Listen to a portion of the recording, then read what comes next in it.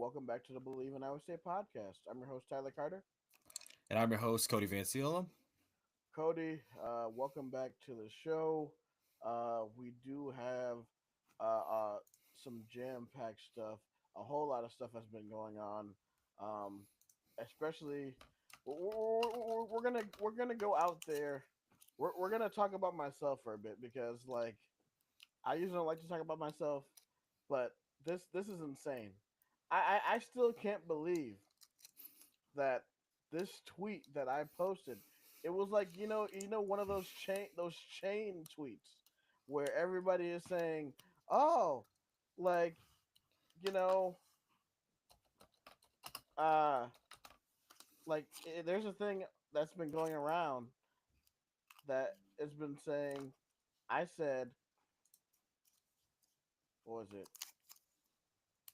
There's a I think it legitimate was something along the lines of Iowa State starting 7-0 and being the number one team in the country. right," and I said, "There's a legitimate possibility that, like, basically the whole premise of it is that there's a legitimate possibility that Iowa State could leave Boulder 7-0 and be the number one ranked team in the country." This tweet got 24,500 views, 12 bookmarks, and 12 bookmarks. Right. And for context, that may not be in the Twitter world. These are copy paste that we see all the time as a part of like the Twitterverse. So this is just one of many that I've seen around. Whether it's whether it's Iowa State fans or other fans, like other fan bases do it too. So it's not nothing new to us. But it's funny how yours was the one that got you had such a lot of engagement. It was like 26 replies or whatever coming from. I think it was Colorado fans, Iowa fans, and a bunch of other teams as well. I don't know exactly, but that's what I've gauged at. Basically, I look at it before the show. Yeah, I was like, I don't know if it's just because like we're Iowa State, and a lot of people don't think that we can do that. I know Iowa fans are thinking that, but like, I mean, I can't have any fun, man. Damn, golly. But Yeah, anyways, there are some other things that have happened in the sports world. I wanted to look at some players that were recently drafted and how they're showing out in camp. If you would yeah. like to show that Steve Klotz clip, man, that's it's great. Okay, so let me go back to my Twitter page before that. So I posted something over. So Steve Klotz has recently gained some attention here. Yep, this is from Charger Roundtable. Hmm. I'll rewind the clip here. So I'll be back actually. So looks like I'm assuming this is trying to see who's that quarterback here.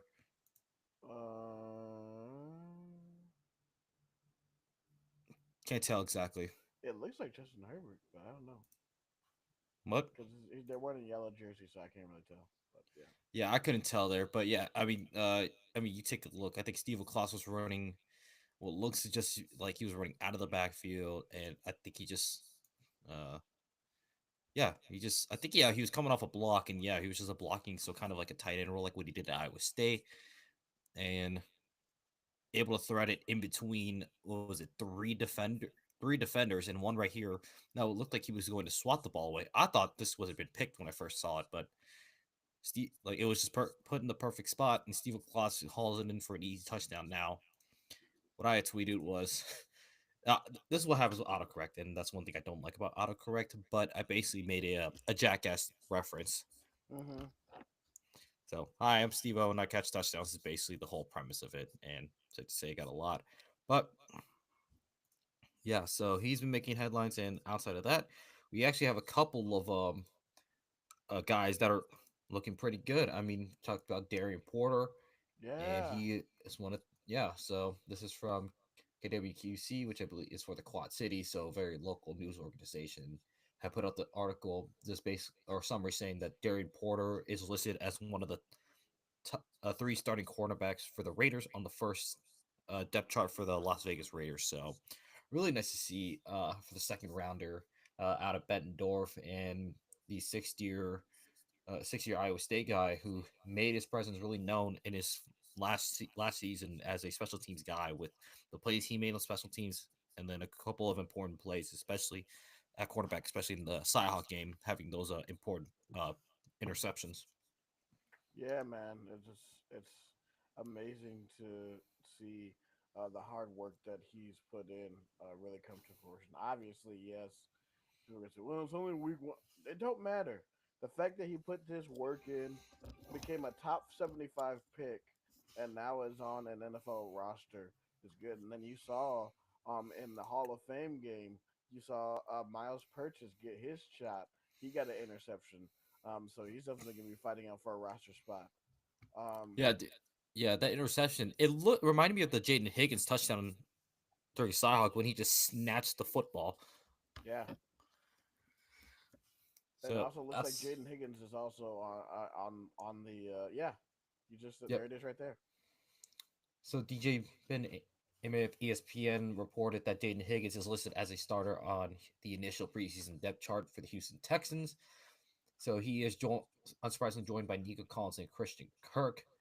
And it looks like basically with Christian Kirk working out the slot, it looks like Higgins will be in a two wide and three wide formations. And I think that's where Jaden Higgins thrives the most. Definitely. And we saw that a lot. Especially I would say obviously having Jalen Noel more as your slot guy and then had Higgins out wide. And you just basically throw up a ball to Jaden Higgins and he usually comes down with it. Yeah, I mean, Jaden Higgins is a cert. Like, it's gonna be interesting because now you're gonna have him, Christian Kirk, and Nico Collins on the field at the same time, and basically him and Nico Collins are basically the same player. Because basically, from Texans fans and other Texans uh, media, they were saying that that's his comp is Nico Collins. So it's going to be interesting to see to watch him on Sundays, and I'm also excited to see Jalen get a shot at some point during the season too. Yeah. Okay, so moving over from Houston. So we got some stuff out of Baltimore. We've got some highlights for Charlie Kohler actually. Oh, Yeah, let's beat that real fast. Yeah, so let me move my screen over to that. So the Ravens have both Charlie Kohler and TJ Tampa, and we'll get to TJ Tampa in a bit because there's some meme that I just thought of, or like some viral photo of TJ. So take a look here, just some nice reps. I mean, beautiful. I think Charlie. Yep.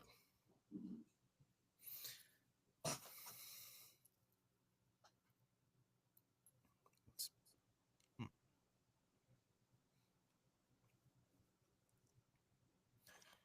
Ooh, yeah, that was a nice catch in traffic as well. So hopefully we see more out of him, and I think the same could be for TJ Tampa.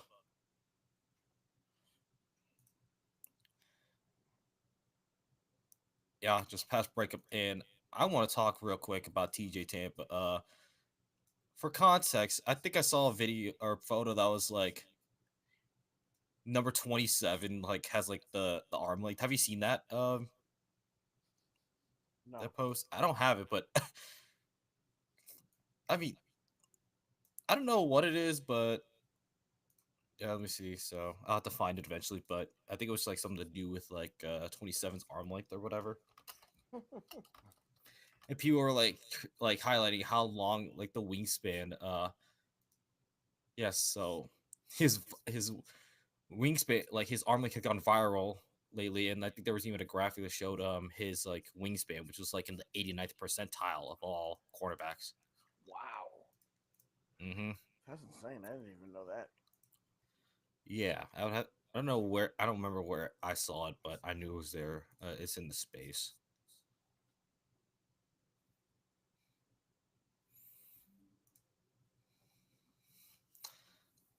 So, I mean, more things. I'd say like football wise, obviously. Oh, actually, we got something here for Rocco Beck. I think you saw this earlier today.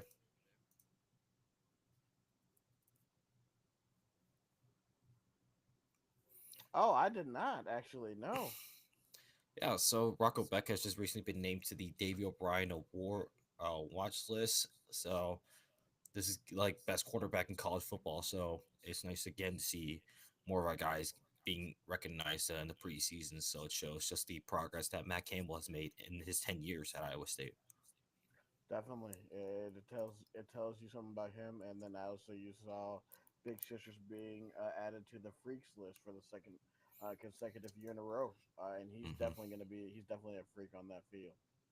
Yeah, let me see if the graphics are somewhere. So I don't know. I don't see it on here, but uh, this is gonna look so bad, just like out of context. So, but I think I don't know if you have the graphic. Yeah, it's not here, but I think I saw somewhere like for the Big 12. Do you remember any names on there? Oh, it was Dante Corleone, the Godfather. Of course. Dominic Orange was on there, and then I'm trying to think of. I can't really think of the other names, but I know those two were on there. Hmm. Let's see. Was it the Athletic or just I might have been the Athletics, which I'd check there. okay? Uh,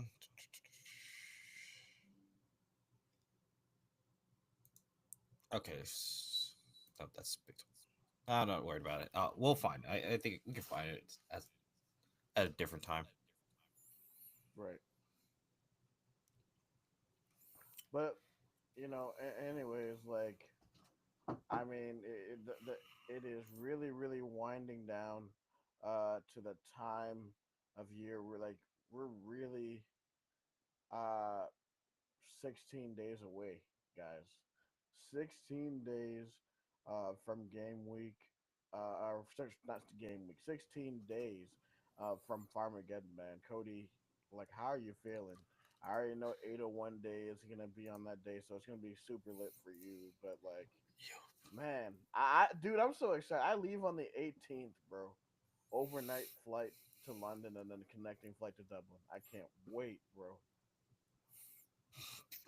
I mean, I think we said this. I don't know how much more can be said about Farmageddon, but uh, yeah, I mean, we saw. So there was something funny we saw earlier in the week. Uh, during one of the rallies, I believe. Unfortunately, the banner. Let's say the banner was not. It was not off to a great start for the Kansas State Wildcats because. Oh, here we go. Yep. Oh So, baby. so here we show this beautiful banner.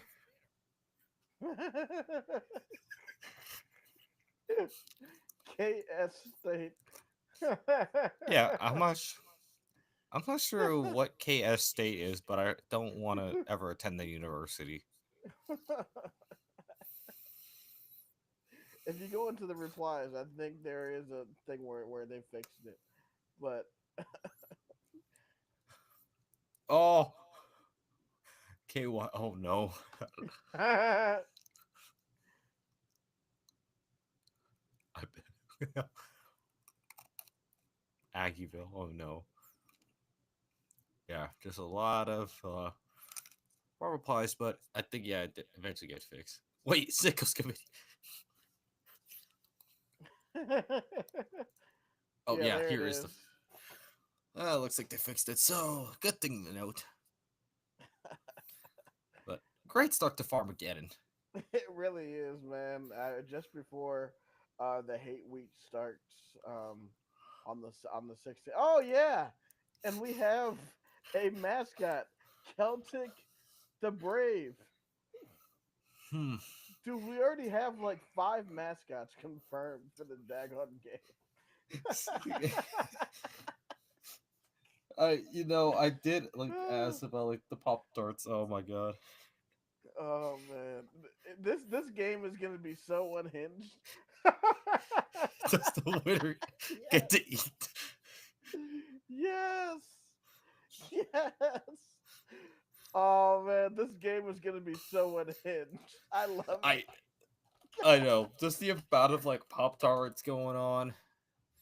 And Dude, the fact that the last two living Pop Tarts are coming to this game, I love this. I love this sport, bro. I yep. truly do. Yeah. And speaking of Pop Tarts, so it's a special day here in the state of Iowa because we have begun the Iowa State Fair, which is, in my very biased opinion, the best state fair in all of the country. So don't at me.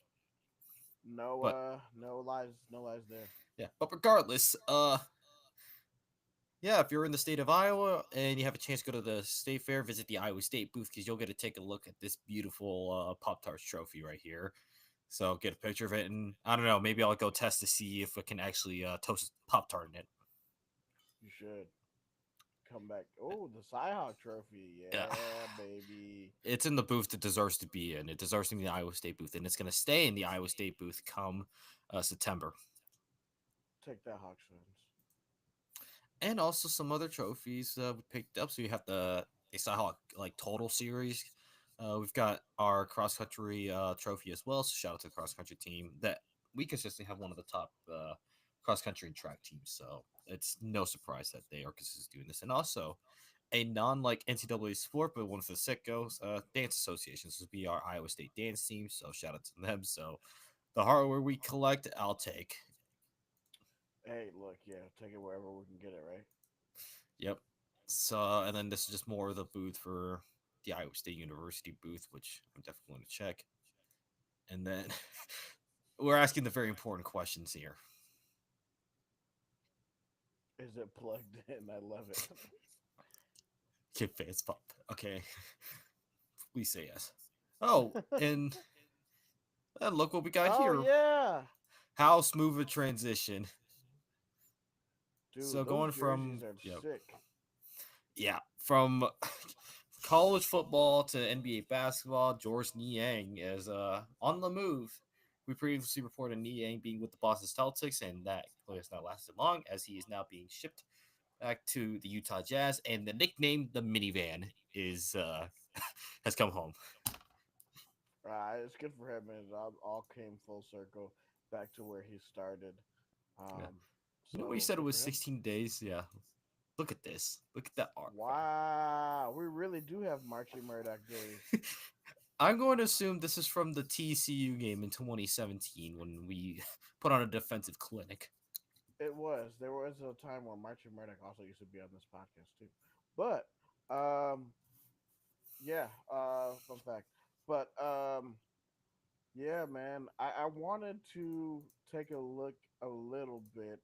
Just I have the roster pulled up on my computer, and maybe we could just talk through that. Obviously, there's not a depth chart out yet, but maybe talk about it and talk about the some of the guys who we think could start. So I'm gonna share my screen. We're gonna go through that, Yep. Go ahead. and now we're gonna look. So obviously, this roster isn't in order, but God. it's really going through.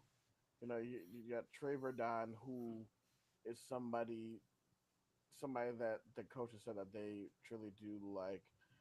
So Trey Verdon is probably going to be in that D line rotation, but he's probably just going to be there to learn. But we'll see because he's been lighting up in camp. Moberly, I believe, right now is, from what I've heard, um, they're saying that they're really, really confident in him. And Lord willing, nothing happens to Rocco. But if Rocco goes down, they believe that he could be a guy that could step in and make an impact. Yeah. So picking up back on that, got Kyle Conroy back as kicker, so hopefully improve here. And take a look at some of the defense. We got Will McLaughlin, the linebacker, so hopefully we get him for the whole year because I believe he was injured last year before the season in spring training camp. Also got Daniel Jackson back healthy after a year off due to injury, and then continuing with the defense, Cooper Evil and Jamison Penn. I like those two defensively. I'm looking for a big leap in improvement, especially from JMO. I'm really high Oh on yeah, JMO. Then you got yeah, Austin Barrett at offensive line. yeah. He's him and Dylan Barrett have been getting rave reviews in camp. The brothers tandem, they've been both really good. So I'm wondering if we're going to see him on the line at the same time at some point.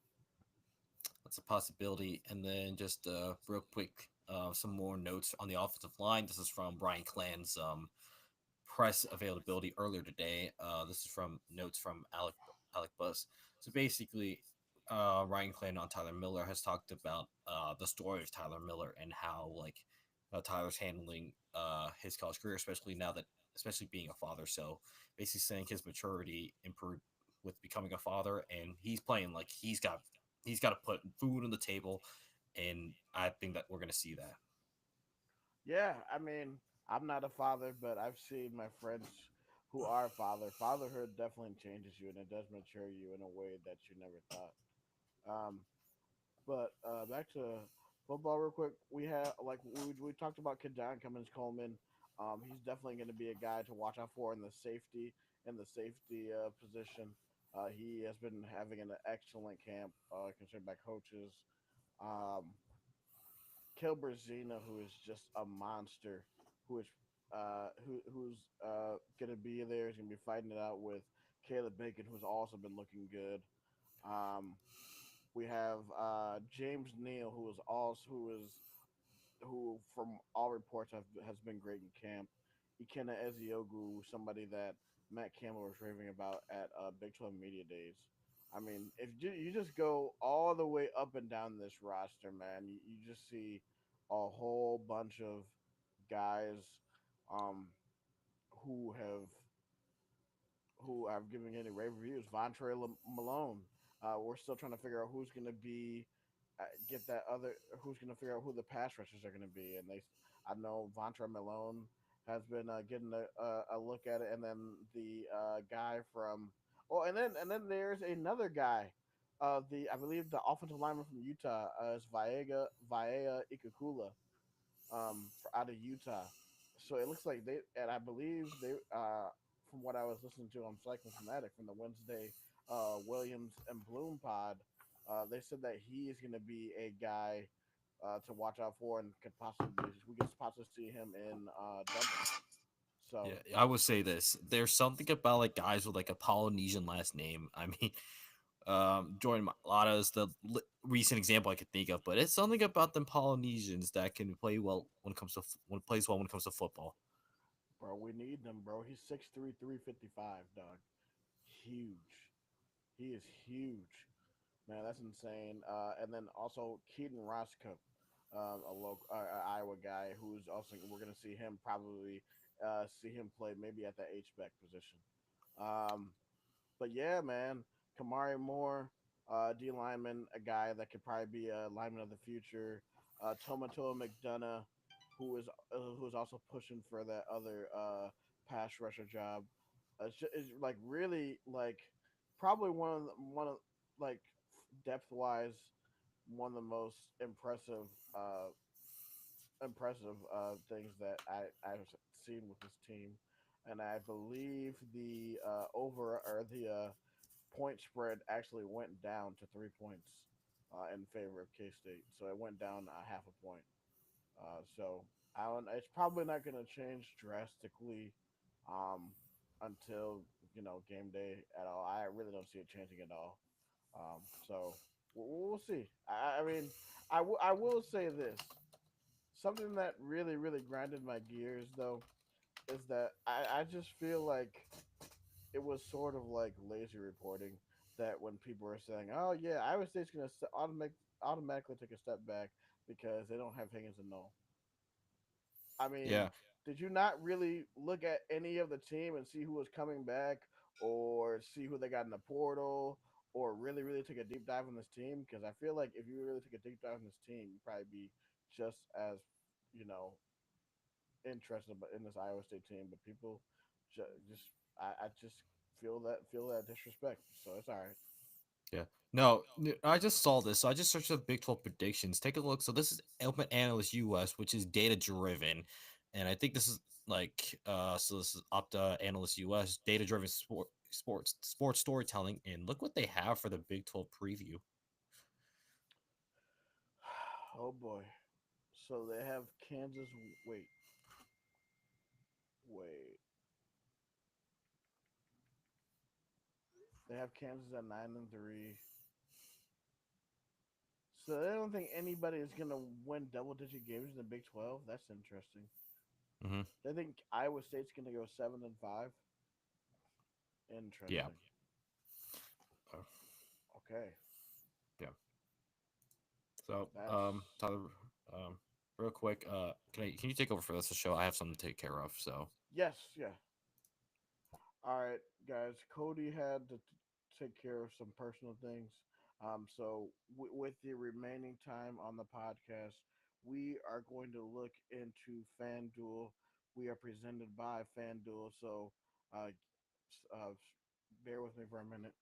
We're going to go to FanDuel and we're going to take a look at some week 0 and week 1 uh, odds for certain games. I know there's like about um, or actually, we're going to go there. And we'll go to college football.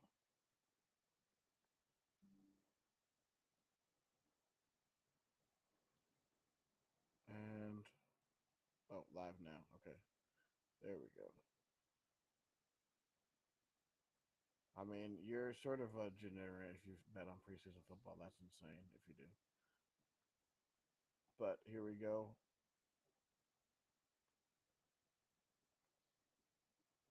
All right. So we are going to go and take a look at college football. Well, not the NBA. We're going to take a look at college football.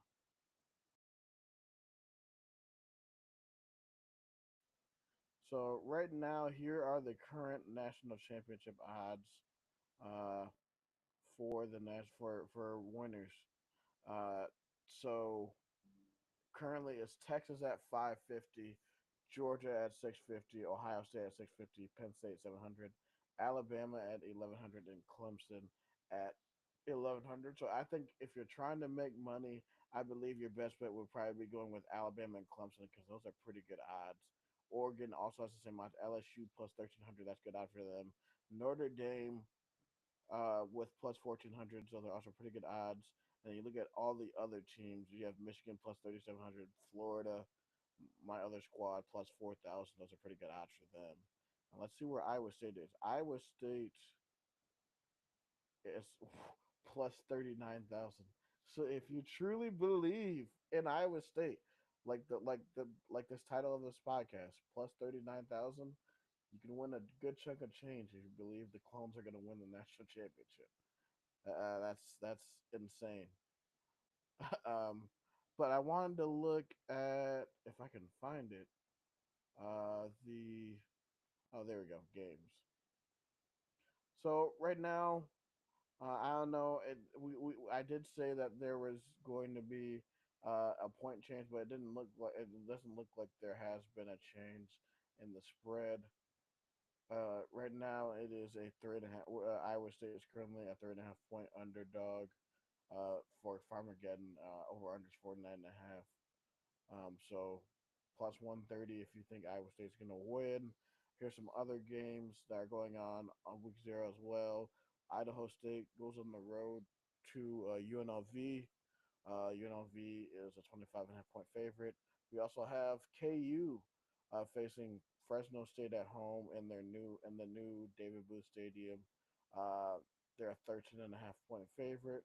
We also have some Sam Houston State, Western Kentucky, Stanford at Hawaii, Boise State going to Tampa, to South Florida, Ohio going on the road to Piscataway to play Rutgers, Jacksonville State hosting, or actually no, these are Thursday games. Excuse me.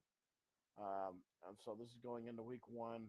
Jacksonville State at UCF, Wyoming, Akron, um, East Carolina, NC State. This one is interesting because East Carolina, NC State played off in the bowl game, had that huge fight. So we'll see if there's going to be any boiling over from the bowl game. So that should be interesting. The notable game on this is Nebraska versus Cincinnati. Um, I think this is one of the games right here where I mean, this is a chance for the Big 12 to really show that they could be a part of the conversation. Like if Cincinnati is able to get a big win over Nebraska, I mean, this is like a this is a narrative game. for the Big 12. If we can win that, that would be huge.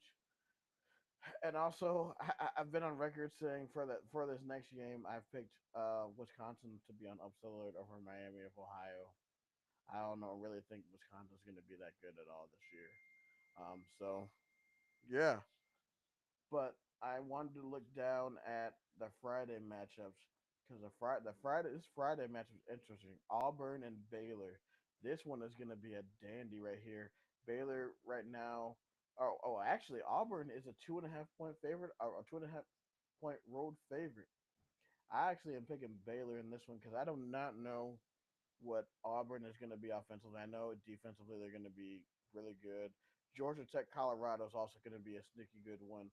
Georgia Tech coming off a pretty good season last year. And they're now solid at quarterback. Let's see how the prime era is without Shadur and Travis Hunter. So we look into Saturday. This is a huge week one Saturday. We got Texas, Ohio State to start things off with big noon. Texas or Ohio State 2.5 point favorite. And then 2:30 we have Syracuse, Tennessee, also at 11 a.m. That one's gonna be nice. Watch out for this one, Toledo at Kentucky. Kentucky, I believe is I think their win total is like 3.5 or 4.5, something like that. So watch out. Toledo could pull off the upset in this one. Um, of course, South Dakota, Iowa State.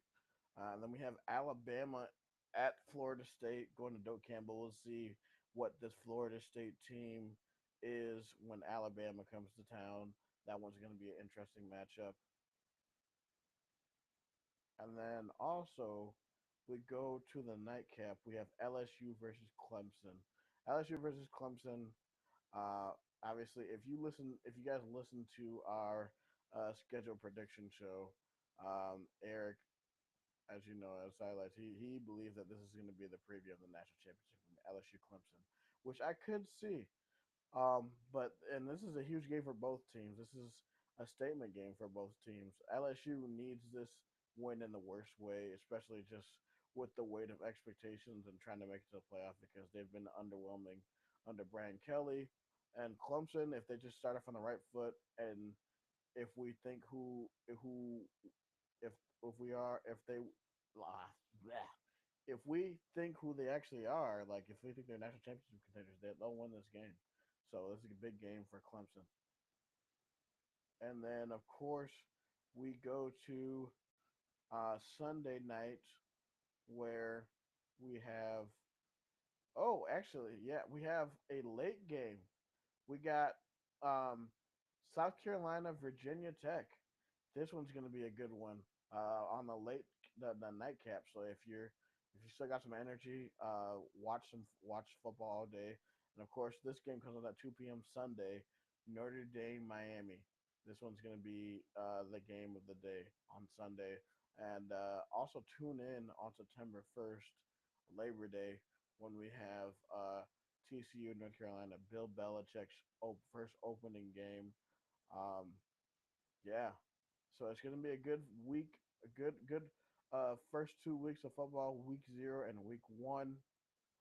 So make sure you tune into that. Lastly, to close um, our presenters, FanDuel, here are some of the promotions that you can have right now.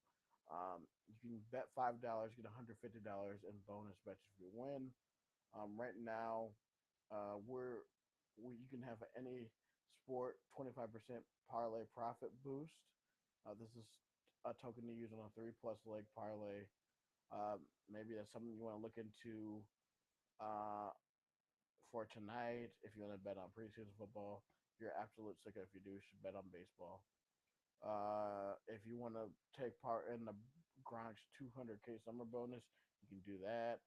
Try your luck in that. And if you refer a friend, you both get two 100% profit boost. FanDuel is somewhere where you can go and make money if you know ball. They have excellent promotions. So thank you for being a presenting sponsor, FanDuel. So with that, guys, thank you guys for joining the Believe in Iowa State podcast. Um, we appreciate everybody who's joining in the live stream. Um, and everything. Thank you for your support. Thank you for all the nice messages. I got one last week from a football parent saying that they love the show. So thank you guys for tuning in and listening. With support, we love your support and we appreciate more than you never know. But with that, we are going to end tonight's show of the Believe in Iowa State podcast. Few things before we go, as always, shameless plugs.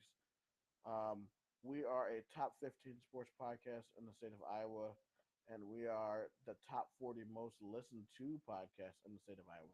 So thank you, Feed Spot, for that. Um, you can find Cody on Twitter at Matt Campbell Impersonator.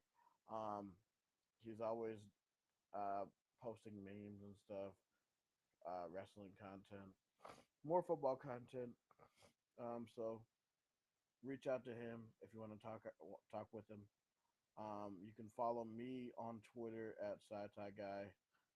Obviously, you saw my viral tweet. I didn't realize that people really cared that much about what I said. I don't know if it's just because it's Iowa State, but I'm standing on what I said. Said 10 toes, so I said what I said. All right, and also follow us on social media: um, Twitter, YouTube, Facebook, TikTok, Instagram, and also Twitch now. Twitch, Believe BLEAVNISU 2025, all lowercase. So for tonight's show, oh yeah, and also, programming alert. Once again, if you didn't tune into Monday's show, we are going to be doing our first game preview with the guys from Bosco's Boys, the K State podcast. We're going to be doing a Farmageddon podcast. Also, next week, look for a Farmageddon space on X2. Just wanted to talk about some things, specifics about the game. Also, make sure to like and subscribe on your favorite podcast platform, whether that be Podbean, iHeartRadio, Apple, or Spotify. Leave us a 5-star review. We would appreciate that.